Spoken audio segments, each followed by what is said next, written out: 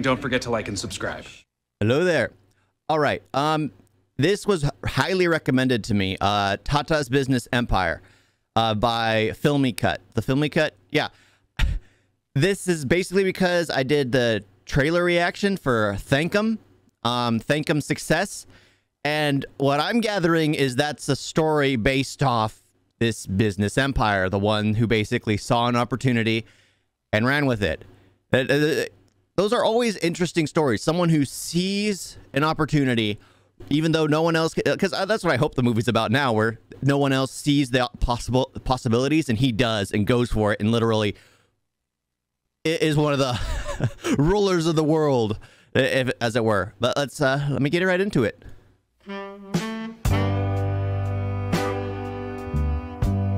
Online magazine. Bombay House.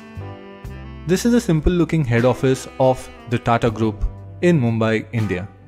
But Tata Group is anything but simple.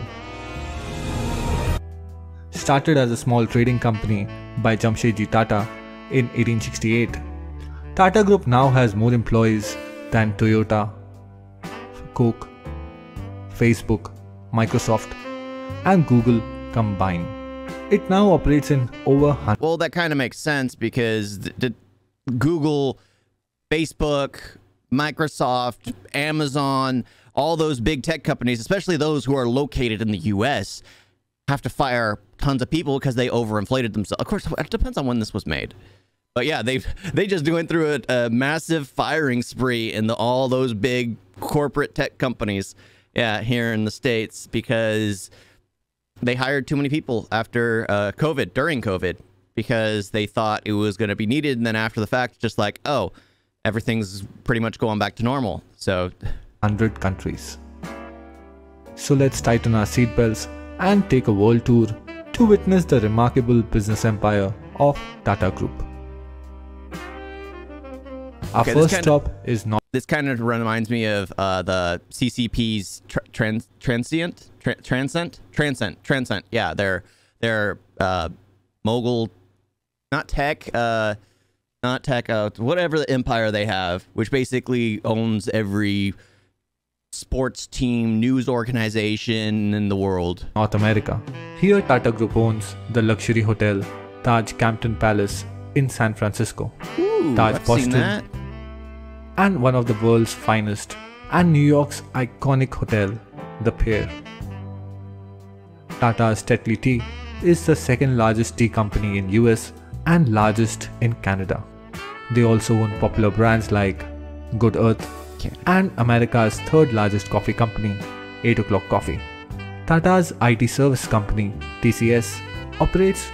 Is that coffee any good? It makes me actually want to try that coffee, honestly.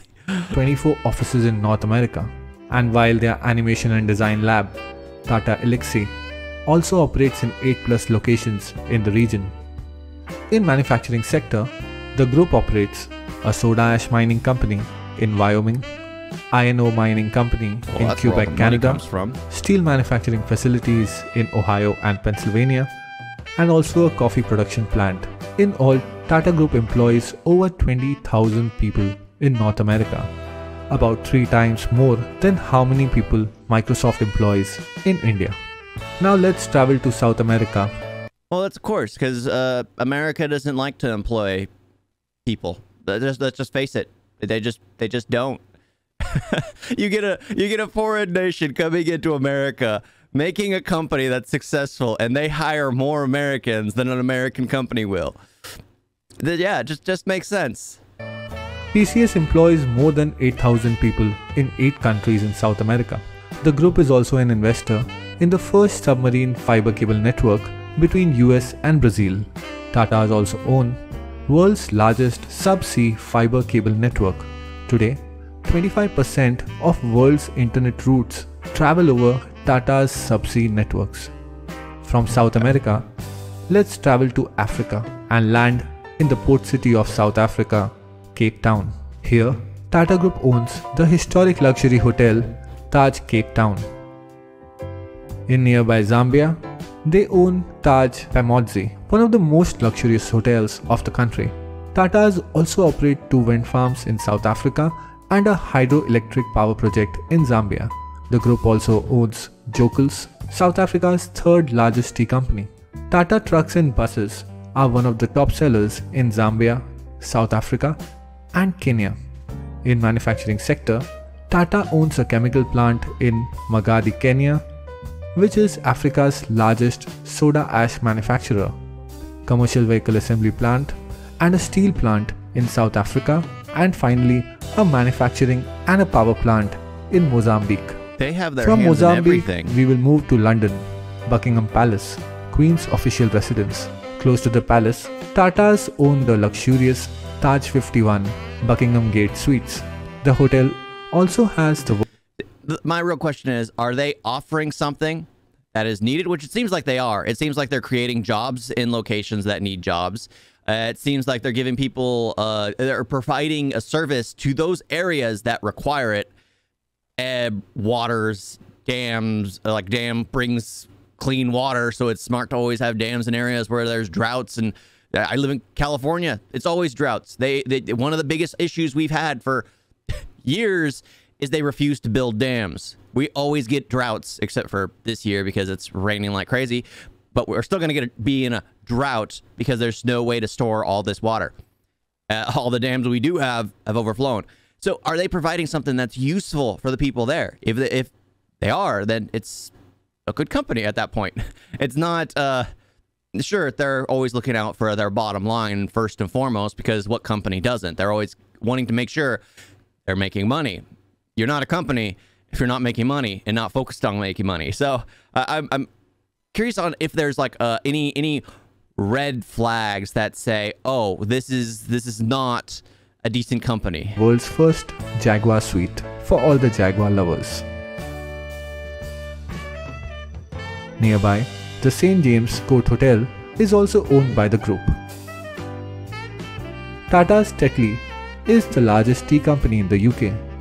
Their other European tea brands include Vitex, a popular brand in Poland, Jemka, the market leader in Czech Republic, and Grand, a coffee brand in Russia.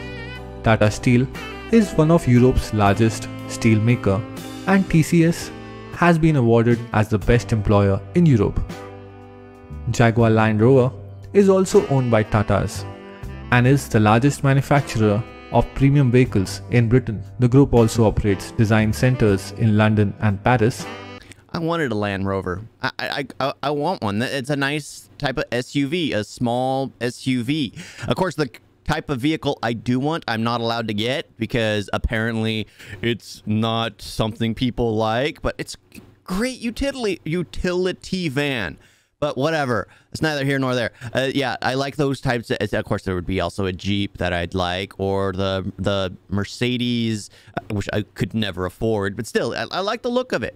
I like the look of those types of SUVs. And one of the world's largest e-learning company in UK, Germany, and Switzerland.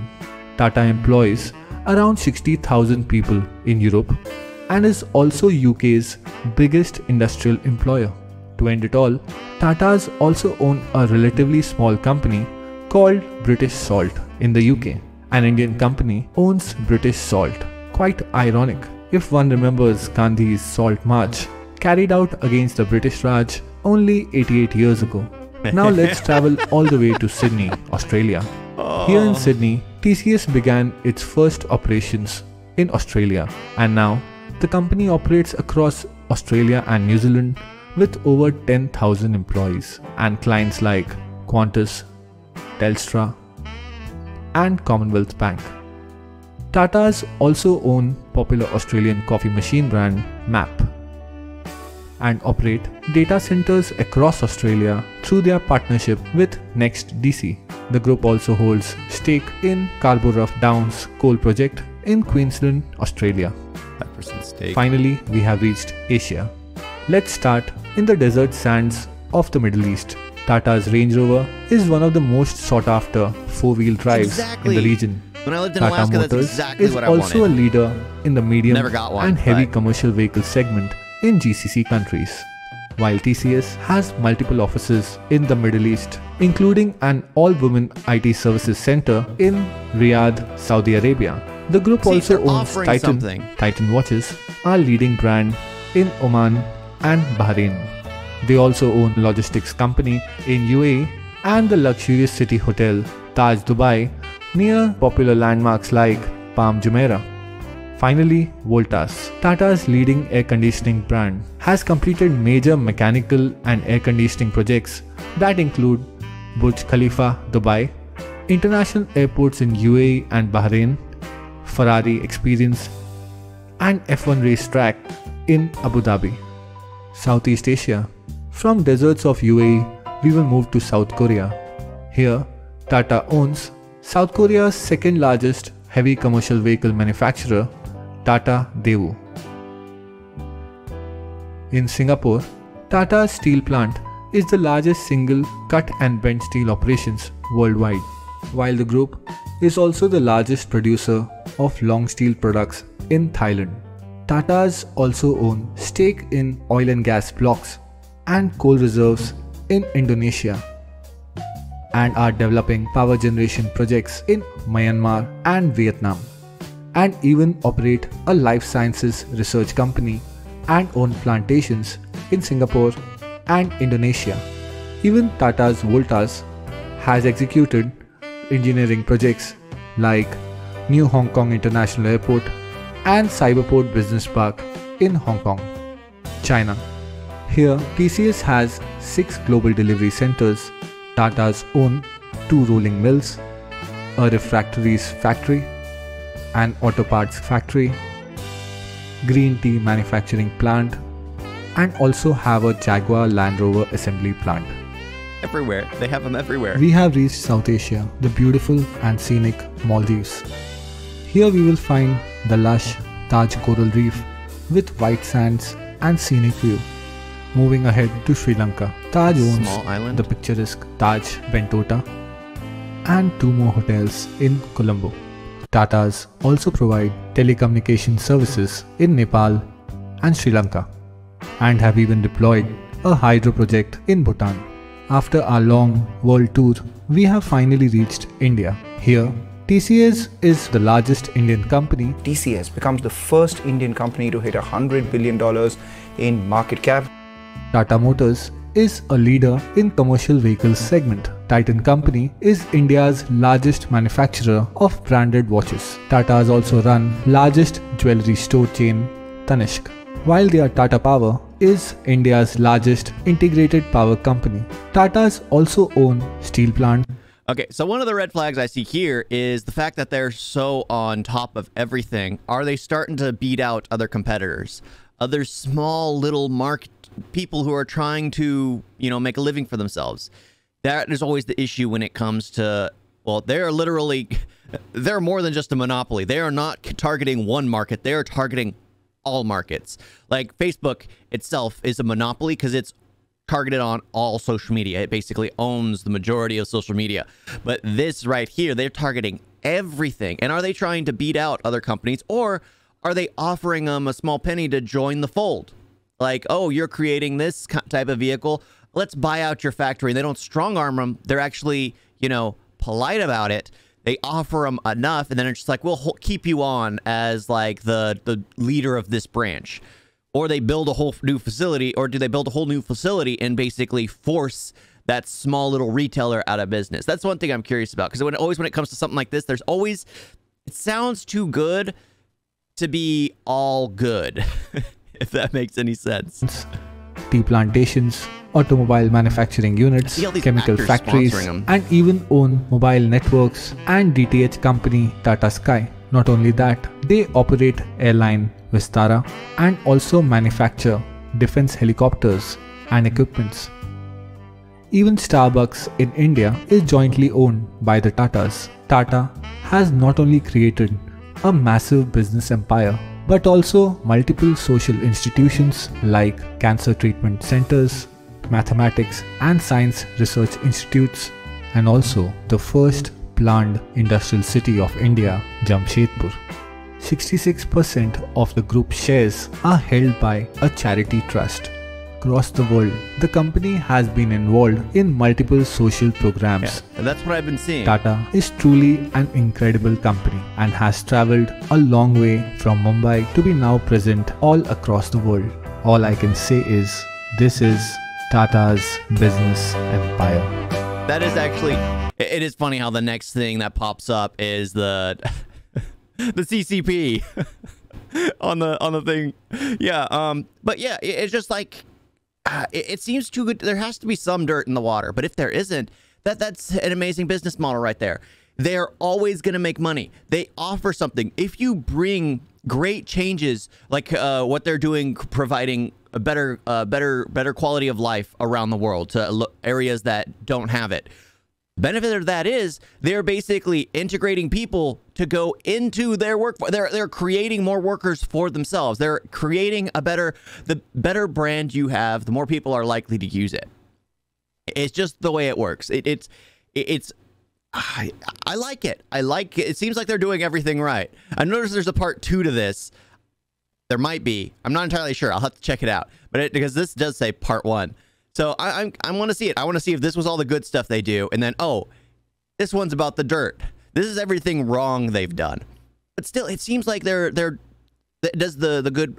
Hopefully it's just good. Hopefully part 2. I'm just speculating because it seems like it's like from my experience, companies this big, like I work for a company that asks more and more and more and more of the employees who aren't qualified. The problem is the employees who are qualified end up hurting themselves and wearing themselves out to constant hospital visits over and over and over again, which I probably need to go visit, because they don't want to pay out to have enough employees to actually do the job. They'd rather have the ones who are overly qualified for the position carry the load of the people who aren't qualified. That's an American-based company. So I'm well aware of the scheming little things they do to make sure their bottom dollar doesn't get touched. And the employees have to suffer for it. Even though the employees, oh, you still get paid the same. You don't have to worry. But there are not enough employees to do the job, that the employees have to cut corners and end up hurting themselves in the process. Yeah, it's the way it works. It's corporate America. It's how it's designed here. I like how they seem to be doing it for not only the shareholders, but for the people that work for them. They're trying to do what's best for the people around. If you employ people who are marginalized in a certain community, they're not only going to work harder for you, but it's going to build this huge positivity about your brand as, let's face it, times change. Everything gets better. Everyone grows up and realizes, you know, that everyone should care about everyone, and people will always look at the brand that saw it first, unless we're all taken over by, one of those companies that is literally buying out everything else and strong arming any other company to silence any kind of, shade about them. And I'm pretty sure most people know who I'm talking about right there. Yeah, but I'm curious to see part 2. I'll probably watch it, come out with it in a day or two, just because build some tension. Thank you all for watching. Talk to you next time. I'm fascinated by this. This was actually really uplifting. I hope part 2 isn't the I'm gonna break you down now. Thank you all for watching. Talk to you next time. Doodles.